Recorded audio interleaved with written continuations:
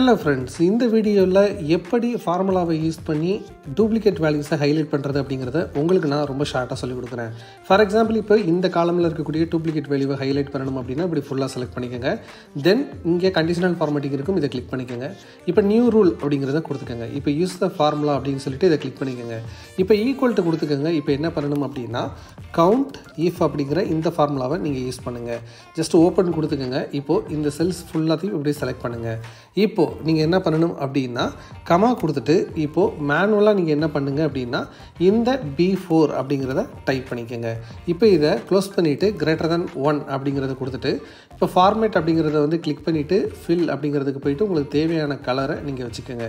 இப்போ ஓகே கொடுத்துட்டீங்க அப்படின்னா போதும், உங்களுக்கு டூப்ளிகேட் வேல்யூஸ் இப்படி குயிக்காக வந்து பார்த்திங்கன்னா ஹைலைட் ஆயிரும்.